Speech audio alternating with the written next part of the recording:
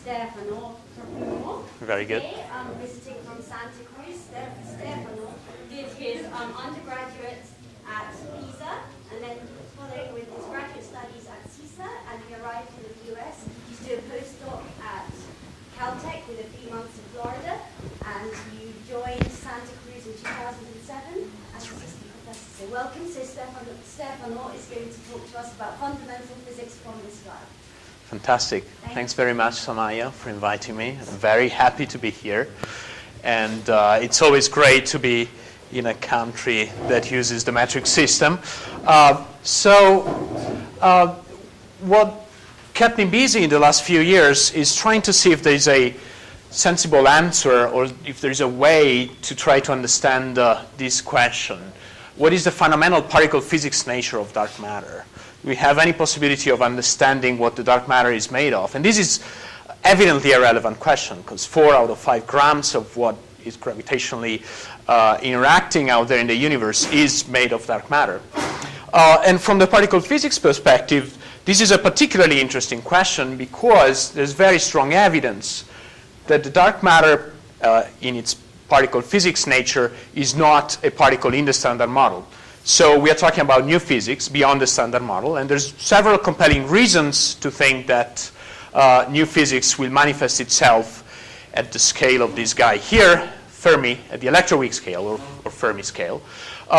There's several theoretical lines of argument. For instance, the fact that we don't understand how the electroweak scale is stable to, for instance, radiative corrections, which are loop corrections of standard model particles, unless there is some new physics around the electroweak scale. Gauge coupling unification works if and only if there's some new physics in the electroweak scale. And we're going to probe this scale in a very detailed way with the Large Hadron Collider. So when you get to know something or someone better and better, there's always a chance that you discover something new there. But from the point of view of addressing the question that I was posing earlier, there's a really tantalizing fact about the electroweak scale and dark matter, which is the so-called WIMP miracle. That is to say that, where of course WIMP stands for weakly interacting massive particle, and this fact has to do with considering an electroweak scale mass particle with electroweak interactions and calculating its relic abundance from the early universe in pretty much the same way that in standard cosmology we calculate the abundance of light elements, deuterium, helium, and so on, or the decoupling of the CMB, or any other process that involves the decoupling of a species which is in thermal equilibrium off of the thermal bath in the early universe. So the decoupling of dark matter, if this is a weakly interacting particle with electroweak scale, gives a relic abundance which is by coincidence maybe, or because WIMPs actually have something to do with dark matter, which is exactly of the same order of magnitude as you observed, called dark matter abundance. There's a more profound fact tied to this idea of producing a relic abundance of dark matter particles from the decoupling of dark matter in the early universe, which is that WIMPs can be actually detected, because if they were in equilibrium in the early universe, it means that they were pair-annihilating efficiently enough as to be talking to the thermal bath in the early universe, which means that maybe in today's cold and underdense universe, with respect to, say, a temperature of 10 GeV, where WIMPs are expected to decouple, still annihilation of dark matter might be possible. And so we might be able to detect the debris of annihilation of dark matter particles today. If you look at this diagram, which, from a particle physics standpoint, you can think of as an effective for fermion interaction, for instance, here between dark matter particles and quarks, if you regard this diagram in this direction, then clearly this is telling you that there's a finite probability of the dark matter scattering and delivering some amount of energy to ordinary matter. So dark matter can actually be directly detected by means of observing the energy deposition of dark matter particles onto ordinary matter. This is what is called direct detection. And there's a lot of excitement in the community that works on particle dark matter about the LHC, because colliders, in a certain sense, are regarding this diagram in this direction, which means they look at the pair production of new particles that might eventually decay into the dark matter particle, and we might hope to detect the debris of the decay of these heavier particles that the LHC might be producing. So today I'm going to focus on indirect dark matter detection, which is essentially this red arrow here. And I'm going to be looking at what happens when dark matter annihilates in the galactic halo, which according to Edison, Wesley, Longman looks like this. So if dark matter annihilates, it eventually produces stable particles in the final state. Suppose it annihilates into gauge bosons or into a couple of quarks, or anything you can think of within the standard model. And some of these particles will be stable, will populate the galactic halo. For instance, overproducing positrons and antiprotons with respect to what we expect out of standard galactic cosmic rays. And there's experiments such as Pamela that I will talk about later today, which is a space-based antimatter search experiment that is giving us a very detailed picture of the spectrum of these antiparticle cosmic rays, so that there is a hope to detect deviations from the standard galactic cosmic ray prediction and associate these to dark matter annihilation. There's another space-based instrument which is taking data, working really well. Name is Fermi, formerly known as GLAST. And this instrument is a gamma ray detector. The way it works is by detecting the pair, electron-positron pair that results when an incident gamma ray with energy greater than, say, 0.1 GeV or so, all the way up to 100 GeV or even higher energy. So this gamma ray hits the detector, it pair produces any plus, any minus, and the telescope itself has an algorithm that tells you what's the energy and the arrival direction of the gamma ray. Obviously, since Fermi is in fact an electron-positron detector, it not only detects gamma rays, it also detects directly electrons and positrons. It doesn't have a magnetic field, so it doesn't tell apart positrons and electrons, but it does detect them. And this is going to be relevant for our discussion later on today. In addition, the halo, if dark matter really pair annihilates and produces, for instance, through charged pion decay, positrons and electrons, these guys are, electroweak scale type relativistic leptons, and they lose energy. They lose energy very efficiently. One of the ways in which they lose energy is by upscattering the background radiation that they see. For instance, there's CMB photons hanging around, and these energetic electrons can upscatter the CMB photons up to X-ray energies. And so one can hope to detect the secondary radiation resulting from dark matter annihilation, or the radio emission that also results from the energy losses of positrons and electrons when they emit synchrotron light inside magnetic fields. So all of this is to give you an overview of how diverse the endeavor of indirect dark matter detection is. And the main message and the main point that I will discuss today is that I believe none of these particular channels is going to be enough to say something conclusive about the fundamental nature of particle dark matter. On the other hand, I believe that if your friend in particle physics tells you, I believe this is the dark matter candidate, the exercise that I think is worth doing is to go through all of these channels and cross-correlate them. And out of the information that one can gain from all these diverse type of information, one can actually try to claim something fundamental about the particle nature of dark matter. So off we go. One of the most puzzling recent results among the various indirect detection channels that I discussed in the previous slide is this so-called lepton anomaly, which regards the measured flux of cosmic ray electrons and positrons. In particular, here I'm showing the positron fraction, which is the abundance of positrons, or the flux of positrons at a given energy divided by the sum of the positron and the electron flux. This measurement has been carried out for the first time with a space-based detector, Pamela, And you can notice by eye the much better accuracy that a space-based experiment has compared to balloon-borne experiments that were used to take the previously existing data. But there's a more puzzling thing here than just noticing the much better accuracy of these data. And it is that standard cosmic ray models predict something totally different for the positron fraction, something that looks like this. Of course, there's some thickness to this curve. In particular, the thickness is very large down here at low energy. So I invite you not to consider too seriously the discrepancy here. The reason there is that there's solar physics that is missing out, that is messing around with where these curves should be. What I'm trying to say is that when you have low energy electrons and positrons, the activity of the sun and the solar winds that are produced by the solar activity shift and move around significantly the positron fraction predictions at low energy. So the really puzzling thing is that at higher energy instead, Pamela is detecting an increasing positron fraction as opposed to a decreasing prediction from galactic standard cosmic ray models. Now, there's an easy way to convince oneself that the positron fraction should be a decreasing function of energy if it comes from galactic cosmic rays. And the reason is that the way in which we think positrons are produced in cosmic rays is out of a secondary mechanism. So there's primary protons that are accelerated, say, in supernova remnants or other sites of acceleration.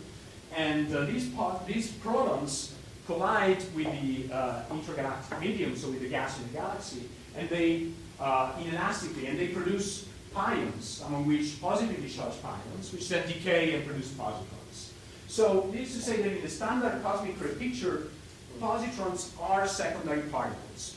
On the other hand, electrons, especially large energy, are dominantly primary particles. So what we're looking at here, if we believe in this curve, is that we're looking at a secondary to primary ratio. And why do we expect it to be a decreasing function of energy? Well, simply because the primary protons lose some energy before they collide and produce the secondary electrons. And they soften their ejection spectrum. And therefore, at the time of collision, I'm depleting the primary up here to a lower energy. And therefore, I predict that any secondary to primary ratio at large enough energies should be a decreasing function of energy. Now, this is clearly not what is being measured right now. In addition to this puzzle, there was recently another experiment, which is a balloon-borne experiment flying on top of the Antarctica ice fields, which measured the total flux of electrons and positrons, and detected this anomaly on top of, again, the standard cosmic ray prediction for high-energy electrons and positrons. There's a clear bump here, statistically significant. And the interesting thing is that if you believe that, for instance, this is a signature of particle dark matter, this makes sense with the WIMP Miracle that I was discussing before, because the electroweak scale is right here, between 100 and 1,000 GeV. And the fact that you overproduce this plus minus is, sort of a natural prediction of the annihilation of dark matter, which usually produces as many positrons as electrons, and therefore, since this number is more than half, if I overproduce, if I have an extra source of primary positrons, I can also hope to explain this rising positron fraction. So there's been literally, in the last 4 or 5 months, hundreds of theory papers that address this possibility, to address the fact that these lepton anomalies can have to do with their annihilation that produces high energy plus minus. So the question that I asked myself back in December was, well, is this really out of necessity? Are we doing a serious job of addressing here the grumpy face of William of Ockham and his razor principle, right? Are we doing something that cannot be explained with existing entities? Here in Latin, what Occam's razor principle says is you should not multiply entities without necessity, beyond necessity. And my take on this, despite the fact that I spent most of my careers making claims like, we're seeing that matter everywhere, is that in this particular case, there's an obvious and very natural counterpart, astrophysical, that explains perfectly well the data, and I'll try to convince you in the next 4 or 5 slides of these, this source class is pulsars, is galactic pulsars, nearby and mature pulsars. These objects are observed, they have names, so I don't know if there's any Italian in the audience. I understand there's not many Italians around here, but some of these have a very funny name. One that has been discussed a lot in the context of the electron analysis is Geminga, which has a name that comes from the Milanese dialect, from no Geminga, which means it's not there. It doesn't mean that it was the first radio quiet pulsar to be detected in gamma rays. So anyway, pulsars are known to can produce E plus and E minus, just because of the surface of neutron stars has very strong electric and magnetic fields, and this is, for instance, the production of very high energy gamma rays of synchrotron radiation on the surface of the neutron star, the neutron star, which then pair produces by scattering off of, say, thermal X-rays on the surface of the pulsar, pairs of E plus and E minus, which then might be accelerated by the pulsar WIMP nebula or by the supernova Riemann shock to very high energy, exceeding possibly tens of TeV. And there's a simple way that people discussing cosmic rays usually adopt to understand what is the flux of cosmic ray that I expect if these particles are charged, given a source term, in our case, the injected E plus E minus of the pulsar. And this is a simple relatively simple differential equation that describes the distribution function of E plus E minus as a function of position, time, and energy. Here, gamma is just a Lorentz factor. D of gamma describes, this term here describes the diffusion of charged species, while this second term here describes energy losses. And we are mostly interested in high energy plus E minus. So the term that really matters is this one over here, goes quadratically in energy, very rapidly in energy. E plus E minus lose energy like crazy when they have a TeV energy, and the mechanisms are those that I already described in the direct detection slide: inverse Compton upscattering of microwave or satellite radiation, and synchrotron emission. So in the case of a pulsar, there's very good reasons to believe that the injection of E plus and E minus is burst-like, which means it happens dominantly at one point in time. This depends on two things. First one is that pulsars emitting dipolar radiation have a very steep breaking index, which means they lose energy as a function of time very steeply as a function of energy. So the EDT is e to the minus 3, meaning that most of the energy is lost at the very beginning of the pulsar spinning process. On the other hand, the plus E minus are trapped inside the supernova remnant shocks or the pulsar WIMP nebulae, and therefore they can escape just after a certain time scale. So the compromise between this escape time scale and the fact that most of the E plus E minus are produced at the beginning of the spinning process gives you a burst-like injection. So an important parameter in discussing E plus E minus from pulsars is the age of the pulsar. This is very well measured, or very well estimated, I should say, from timing of pulsar, timing measurements of pulsars. That simply means I measure the period and how the period decreases, actually increases with time, for instance, on radio data or gamma ray data. So once I know the age of the pulsar, and once I know the spectrum with which the plus and the minus are injected in the pulsar, this is an asymptotic solution in the high energy regime that tells me that there is a cutoff in energy dependent only on the age of the pulsar. Here, this is essentially telling me I cannot have arbitrarily large energies if the pulsar went off at some point in time, because no matter how large the energy of the electrons I produce, this energy is depleted if the pulsar is old enough. And there is a certain diffusion radius associated to pulsars that depends again on the energy of the electrons or positons I'm looking at and at how they diffuse. So the takeaway message here is that the pulsar lifetime, which I get from, again, timing measurement, gives me a cutoff in the spectrum of D plus minus, while the fact that electrons and positrons undergo a diffusive process gives me also a cutoff in space, meaning that I cannot have 10 TeV electrons being produced very far away, because in the meantime they would have lost most of their energy. So there is a characteristic lifetime as a function of energy, and a characteristic distance. Again, therefore, when I consider pulsars as the origin of the plus and minus, I want to make sure that I have actually candidates that are in the right ballpark of age and distance to explain the plus and minus data.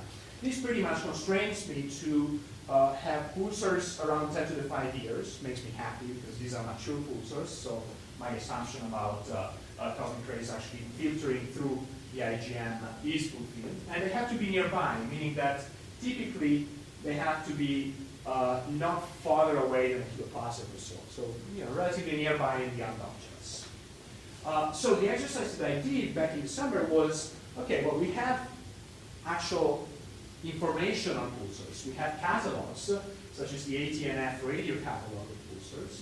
So why not just taking this catalog and running it through a cosmic ray propagation routine and see what the predictions are for the positron fraction and the abundance of the plus and the minus. And it turns out that by just looking at nearby pulsars, such as, again, the Geminga pulsar and other nearby pulsars, and just putting in the uncertain parameters standard values, what I'm trying to say is, for instance, an injection spectrum that makes sense from the point of view of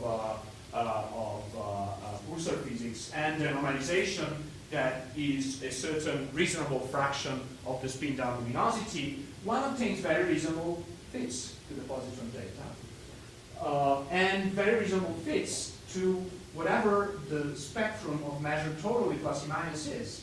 So, for instance, very young and nearby pulsars such as Vela are probably contributing quite a bit in the multi-TeV region, while other older pulsars like Geminga are contributing more here. And here I'm not showing the background of the other galactic plus and minus, which sort of brings you to saturated points up there quite naturally. So what I'm trying to say is that the measured features of the plus and minus spectrum are quite naturally explained in terms of existing pulsars.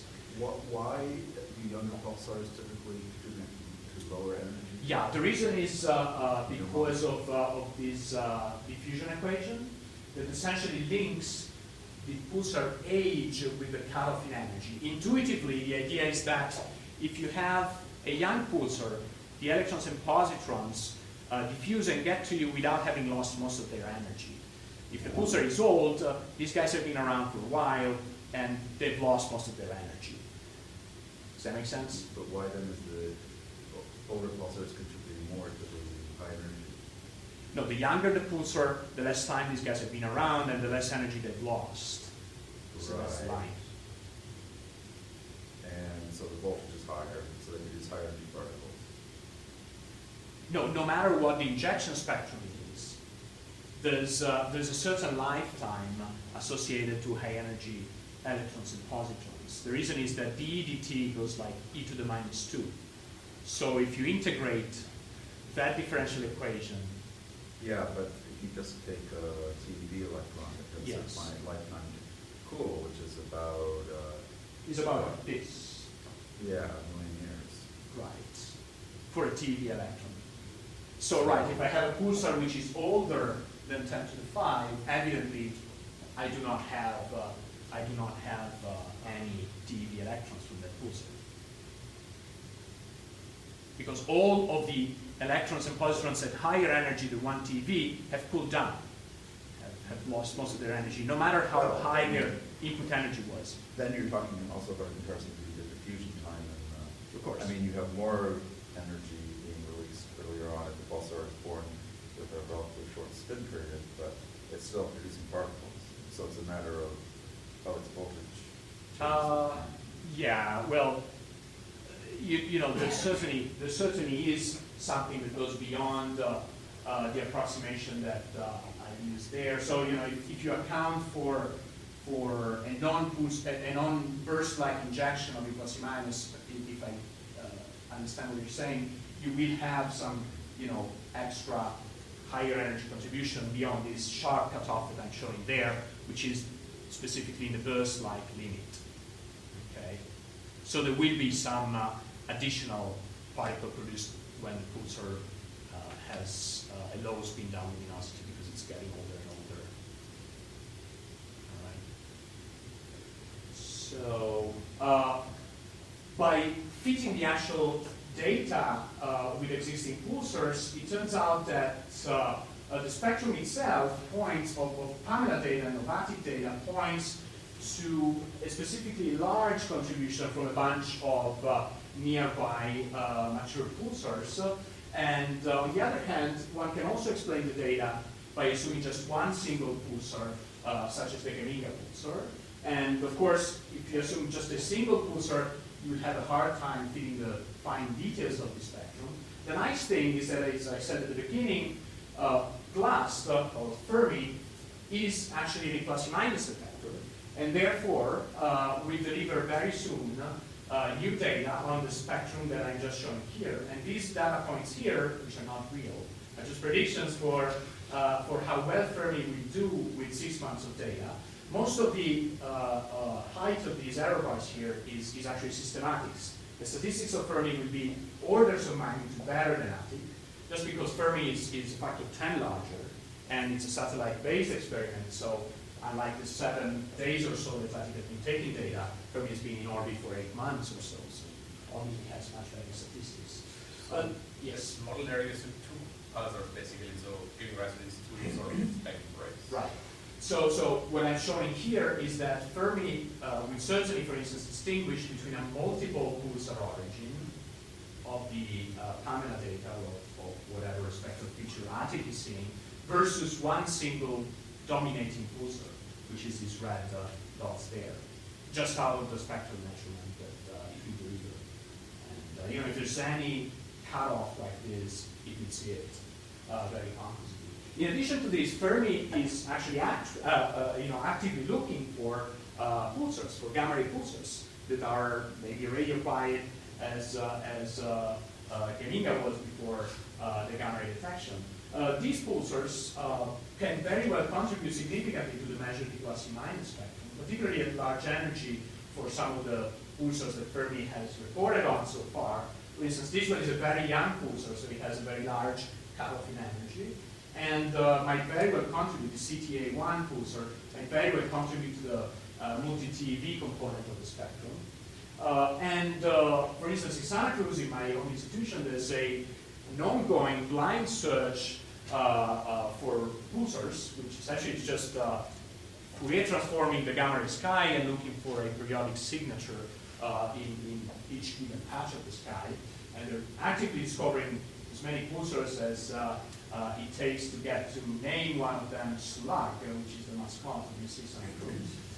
So anyway, what I think the role of Fermi will be in this business is certainly, first of all, measuring in very detailed way the spectrum of the glassy matters. As I said, it will not tell apart positons from electrons, but it will give enough information to, for instance, discriminate between one and multiple pulsars in the high energy plus or minus state of the spectrum. Second, it will give us more information on gamma ray pulsars, including telling us how incomplete our current understanding of pulsars is. There's no reason to believe that the radio catalogs are complete. There might be, again, radio quiet pulsars that contribute significantly to the spectrum of the plus or minus that Fermi is measuring. In addition to this, and getting back to people claiming that this is naturally explained with dark matter, we showed in a recent paper that Fermi will actually put very stringent constraints on an exotic interpretation of the electron anomalies. For instance, suppose that the dark matter annihilation occurs mostly in a clump, in an overdensity of dark matter which is nearby. And this is a very nice way to get large energy electrons and positrons, because again, you want them to be produced locally. We show that if this is the case, then in a completely model-independent way, one can state that this clump is going to be visible with gamma rays. So no matter which dark matter model you take, if you produce that many plus or minus, you will detect this clump with gamma rays, with Fermi. In addition to this, there's a further handle that might help us understanding whether we are seeing pulsars or we are seeing dark matter, which is the anisotropy.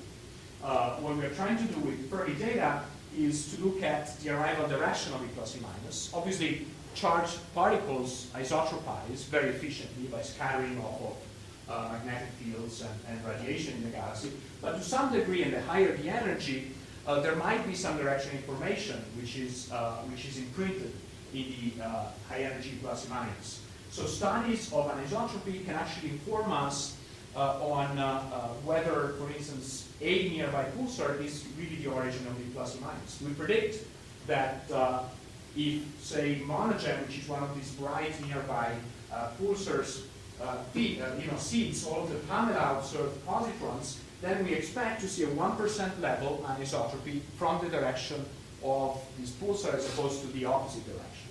So there's a hope of gaining some insight for anisotropy information correlated with the actual location of pulsars. In addition to this, my take on the dark matter interpretation is even more pessimistic. Not only do I think that it's probably not necessary, there's a problem with antiprotons. Dark matter annihilation produces positrons, but typically also antiprotons, unless you cook up a model that, for which miraculously dark matter only annihilates into leptons and doesn't produce any atoms, which is possible. There's very smart theories that have done that. There's a third problem, which is quite severe, and it has to do again with this WIMP Miracle idea that I was discussing in the beginning. If one takes the annihilation cross-section needed to produce thermally the dark matter in the early universe, dark matter just doesn't annihilate efficiently enough. There's not enough electrons and positrons that come from dark matter annihilation in the galaxy. One way out of this requirement that people in the field call boost factor is to postulate that, for instance, your per-annihilation cross-section in the early universe was not the same as it is today in the galaxy. And an elegant way to do so is to assume that there's a long-range force going on in the dark matter sector. This can be cooked out theoretically. It's called Sommerfeld enhancement, because it's something similar to what happens when you, for instance, annihilate positrons on electrons.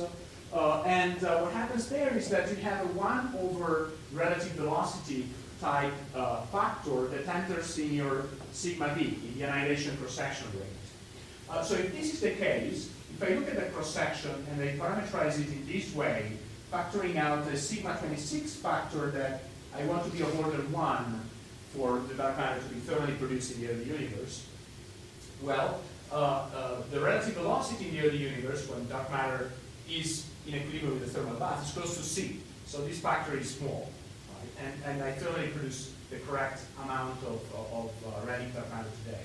However, the relative velocity of dark matter in the galaxy today is just given by the dispersion velocity of the Milky Way, roughly 200 kilometers per second.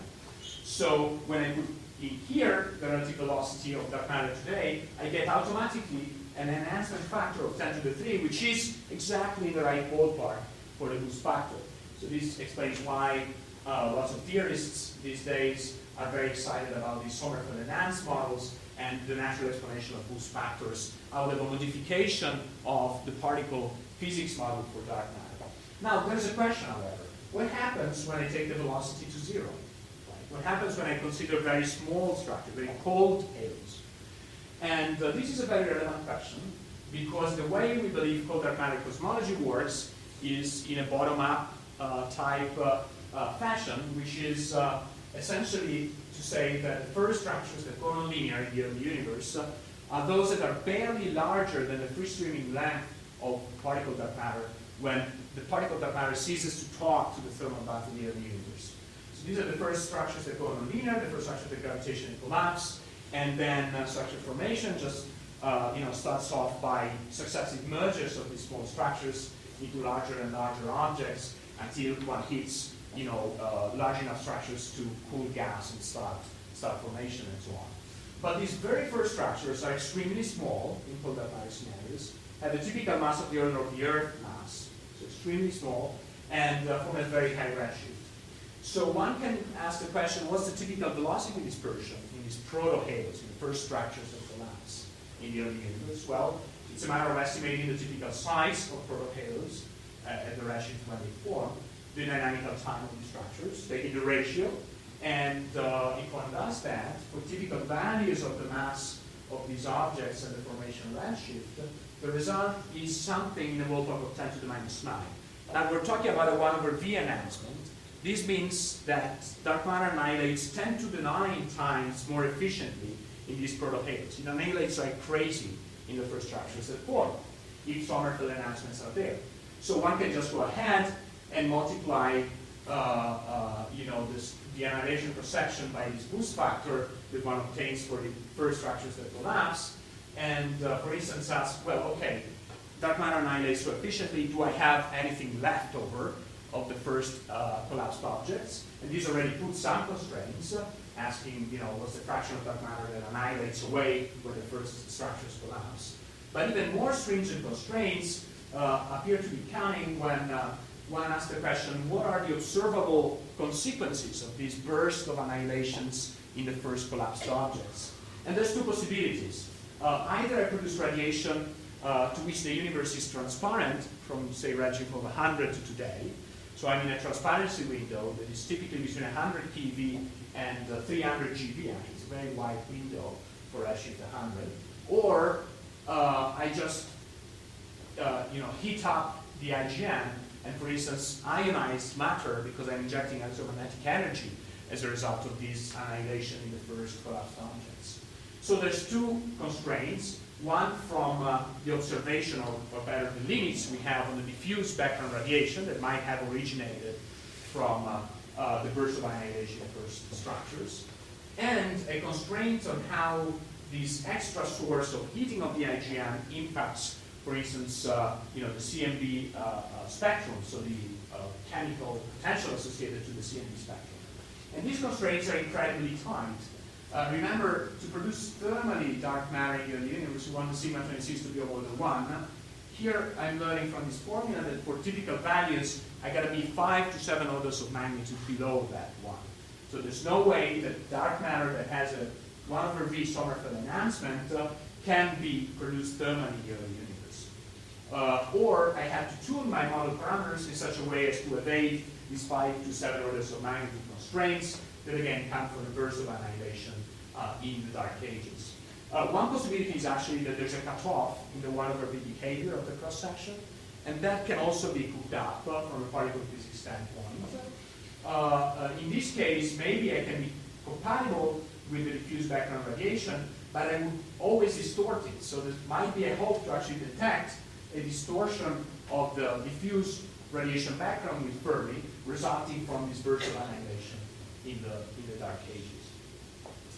All right, so the takeaway message of all this discussion is, you can think that dark matter annihilates in a different, you can affect the per-annihilation cross-section as much as you want, but to be consistent with your picture of structural formation, there's very stringent limits that affect the way in which we modify our particle dark matter annihilation model.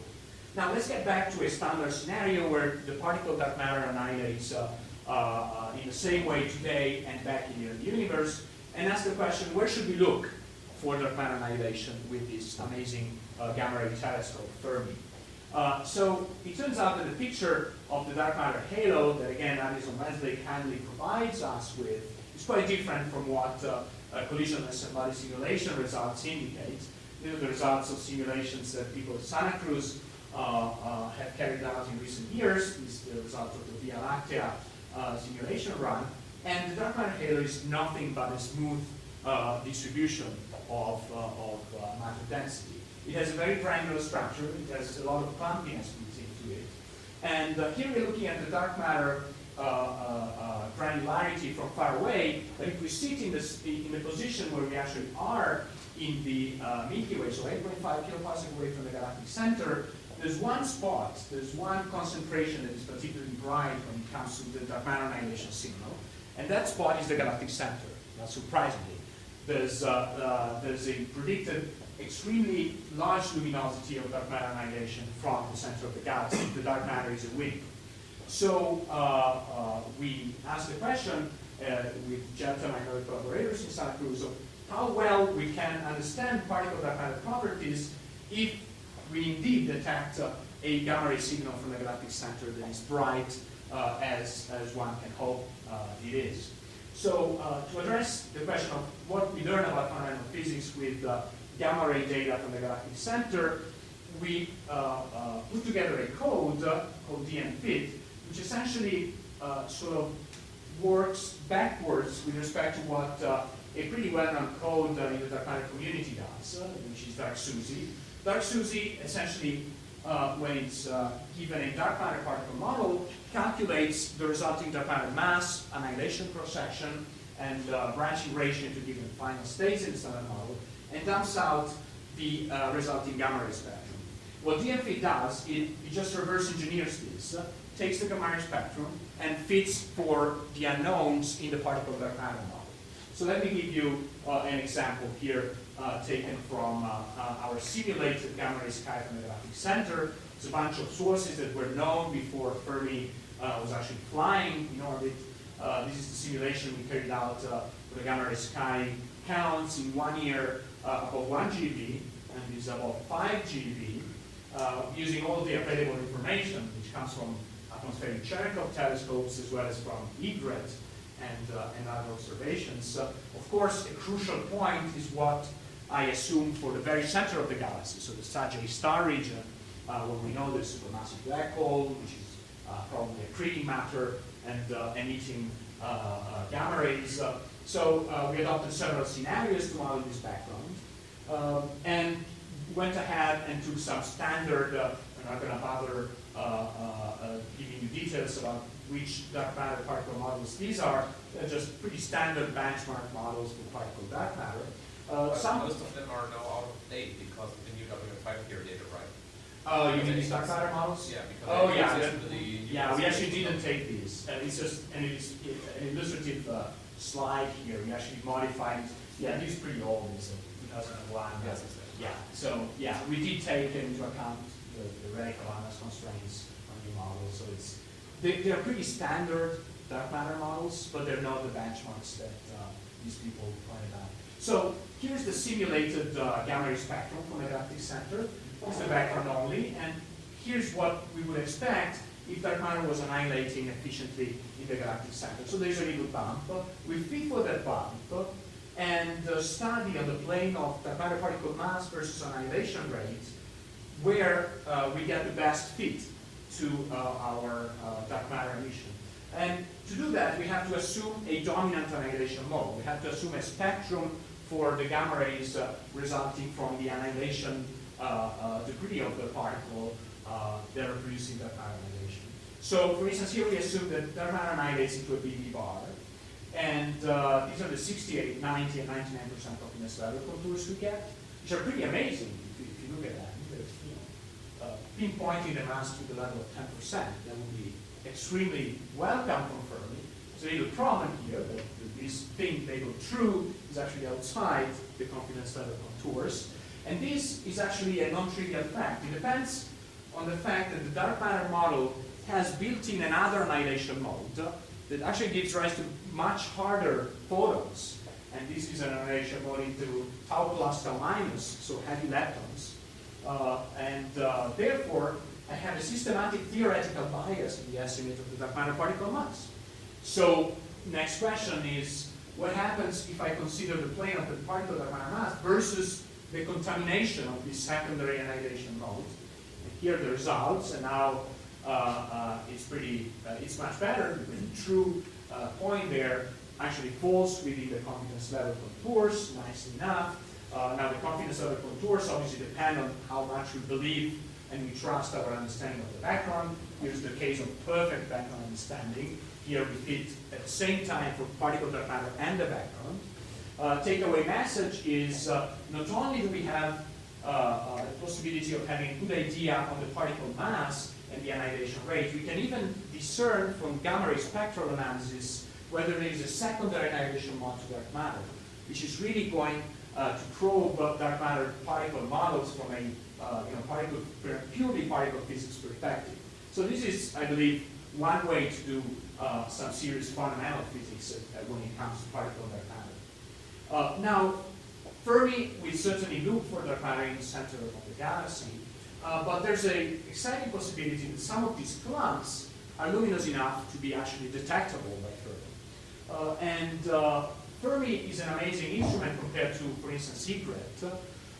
Just to give you an idea, the angular resolution of Fermi is a factor of 10 better. So if it was 1 degree for Egret, it's 0.1 degree for Fermi, which means that you resolve structures 100 times better in the sky. So this is fantastic. We expect to see 100, several hundreds probably, unidentified sources, meaning sources that don't have a clear associated astrophysical counterpart. So some of these sources might very well be associated with dark matter clumps or with the annihilation of dark matter somewhere outside the center of the galaxy.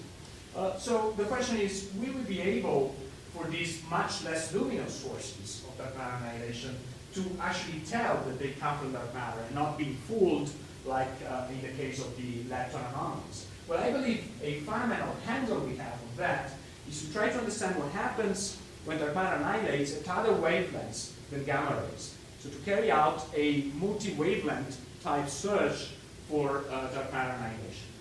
And the reason why this is relevant is, again, that dark matter annihilation can produce E plus and E minus.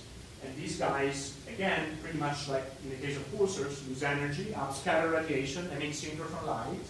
And same transport equation as before. In this case, it's not a burst-like injection. It's a continuum injection out of dark matter annihilation. Well, whatever the solution to this E plus E minus distribution function is, I take that and I compute the signals. It turns out that there's some universal features to the multi-wavelength spectrum of particle dark matter. It always looks pretty much like this. It has 3 bumps. First one is at radio frequencies. Comes about just because we have electroweak scale E plus E minus that emits synchrotron light in micro-Gauss type magnetic fields. And it doesn't matter if it's a micro-Gauss or if it's 10 micro-Gauss or 0.1 micro-Gauss. I always have a bump here if I inject 100 GeV or 1 TeV E plus E minus. The second bump, which is also very stable around hard X-ray frequencies from inverse quantum scattering. And there is, of course, the gamma ray bump from the decay of neutral finance in the annihilation products of dark matter.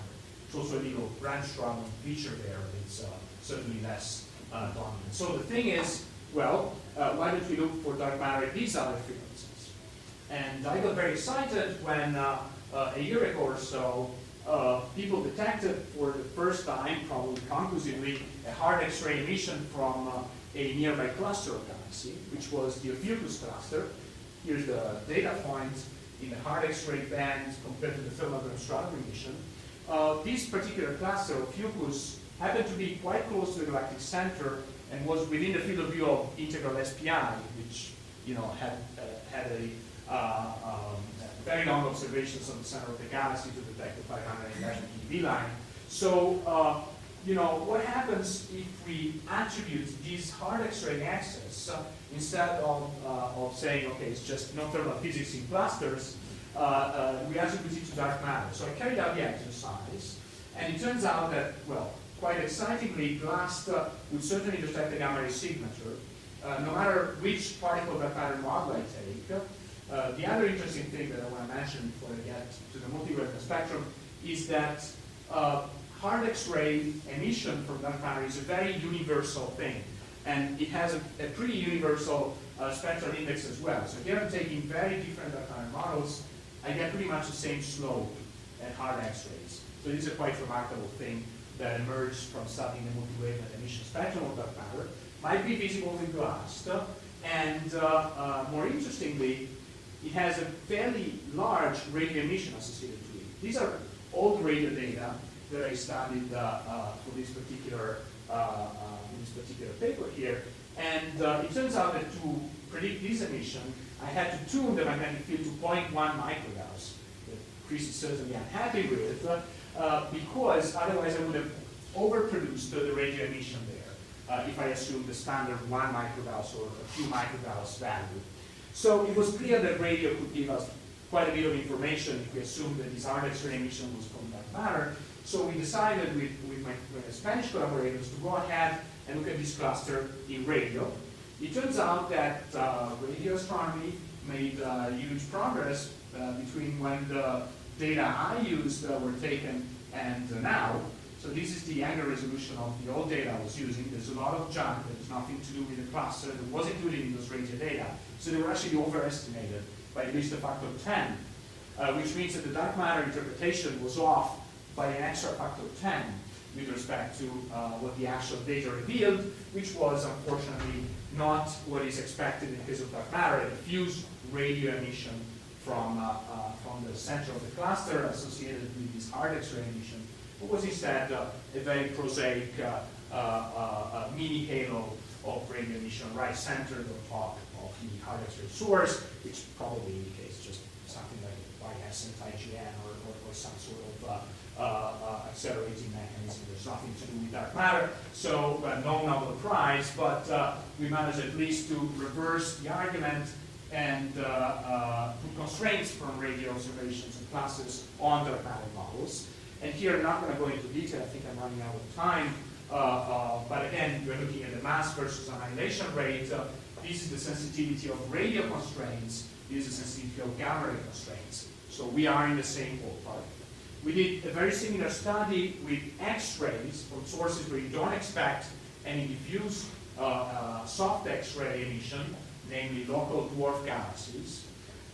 So again, dark matter annihilates, produces there in plus or minus, we expect some diffuse X-ray emission. And the bottom line here is that the indirect constraint, this red line, are comparable to what we obtained for X-ray constraints. Or if you switch the argument around, if you see a source which in gamma rays which you associate to dark matter, then if you look at X-ray frequencies, you should also see a source with certain given spectral features. All right. So, of course, with future experiments, you will continue to have a complementarity between gamma rays and X-rays. This brings me to my conclusions. I started off by showing an example of how indirect detection of dark matter can be tricky, can be misleading, and I think that the lepton anomalies are really not the place where we are discovering dark matter. There's several lines of argument there that negate this possibility. If you mess around with how the particle dark matter annihilates, and still you do cosmology and structure formation and trace the consequences of these modifications to the annihilation cross-section, you run into trouble. So there's fundamental physics that can be done by just constraining exotic models of particle dark matter, via cosmology and gamma ray observations. On the other hand, there's, I think, an optimistic takeaway message as well, which is we can really do some nice piece of fundamental physics if we understand gamma ray emission, for instance, from the center of the galaxy well enough. And by complementing gamma ray information with the multi-wavelength emission from particle dark matter, we can gain even more information, maybe really do some fundamental physics from the sky. And really thank you for your attention.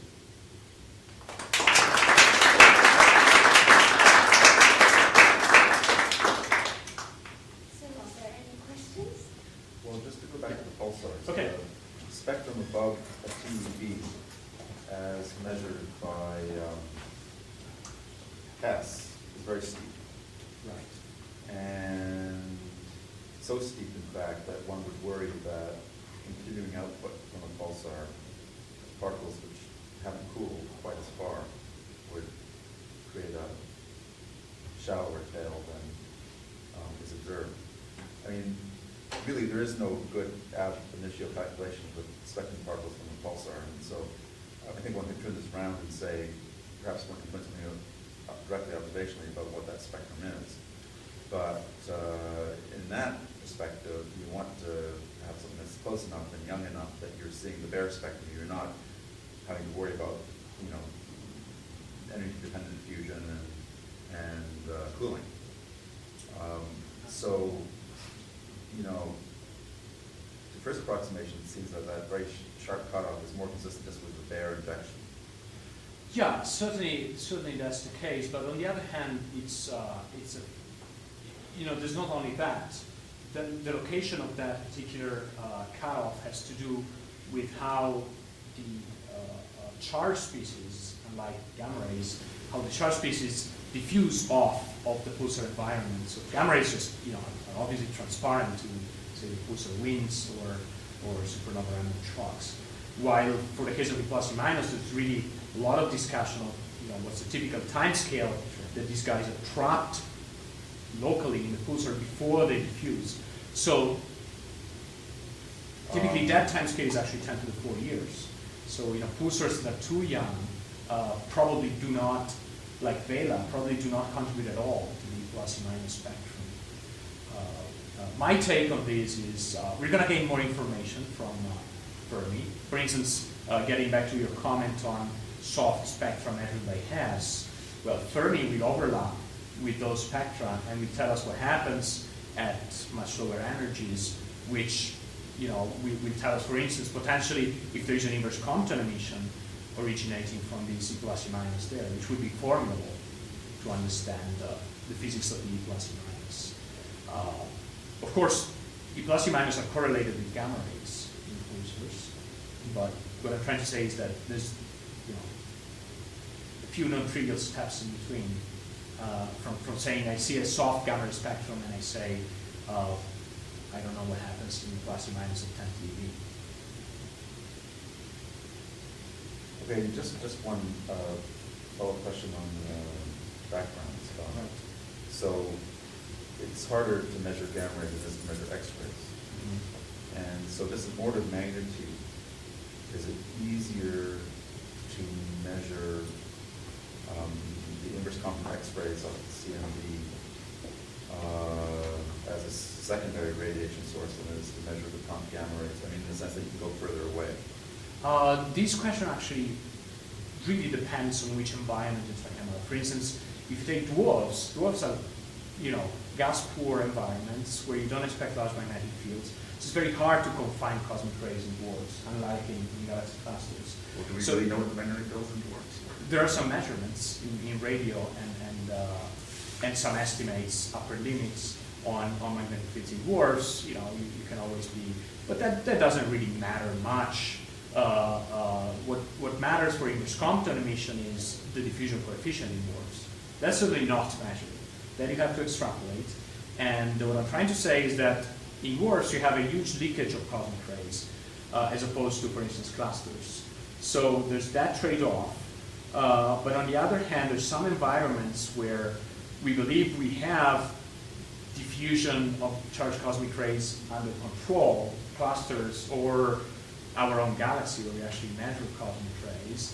And it turns out, for instance, that for the galactic center, if you look at the inverse Compton emission at the center of the galaxy, you get comparable constraints to gamma rays. So it's really an environment-dependent question. In some cases, inverse Compton does much better. In some other cases, it does not do as well. But I think the takeaway message is they're comparable. The level of X-rays from secondary radiation. Well, I guess I don't understand. I mean, if you have dark matter annihilations producing gamma rays, but also producing charged particles, Right. then it's true that charged particles will diffuse at different rates depending on the environment in which they're Correct. Created. But if you have some X-ray telescope, Mhm. some fairly large field of view, does it really matter whether the inverse Compton radiation is a little bit more diffuse? It does, because first of all, unfortunately, X-ray telescopes don't have large fields of view. XMM and Charger have pretty small. Larger than your dwarf. No, it's much smaller than a dwarf. The field of view of XMM is a tenth of, say, Draco, for instance. So you need mosaic observations to detect the diffuse emission, which means you need larger I was exposure thinking time. about a little bit further away, I mean, extragalactic sources. For extragalactic sources, again, if you look at nearby clusters like Coma, they're a few degrees apart, which is much larger than the 10 arcminutes of the field of view. So there's that problem. Of course, when you increase the field of view, you're getting extragalactic X-ray backgrounds as well, and you have less tight constraints than when you're looking at a point source, which is what you do with gamma rays. So you get an extended source in secondary radiation just because you plus and minus diffuse gamma rays, they're just produced where the dark matter annihilates, and that's it. So you're just looking at the center of the dwarf, or the center of the galaxy. Well, okay, let me just phrase it another way. If I look at a cluster of galaxies, and I consider the annihilation within the cluster, the diffuse dark matter component of the cluster, or the cores of galaxies Good, yeah. that are contained within the cluster, which dominates? Right. So, I mean, in your models, for example, which typically dominates? well, it dominates with respect to the astrophysical background and respect from the cluster. No, just, you ask, where is most of the dark matter annihilation? Is it in the cores of the constituent Well, galaxies? I mean, you cannot compare photon counts. Depends a lot on how you actually boost the substructure that you don't have a good handle on. So the boost factor that basically galaxies, dwarfs, and small scale stars, they actually put a huge amount of the total density in the cluster. But they boost equally the secondary radiation and the gamma emission. So I guess the phrase. That's not quite clear, because Yeah. if you assume periodic rotation magnetic fields, then most of the energy is actually lost in symmetry radiation compared to the inverse quantum. That means they actually turn up actually the X radio wavelength. And there you have actually, first of all, a huge amount of point source confusion. First, have to get rid of it. Second, there's the diffuse underlying component, the radio halos, radio relics, that you then have to understand before you sort of dig into sort of the dirt and see something out there. I mean, we looked at the spectral energy distribution of dark matter annihilation, and these bounds are comparable. So the amount of energy that you lose per unit frequency is comparable with gamma rays and like secondary emissions. So perhaps we'll move upstairs. Further questions? Okay. Thank you very Yep. much.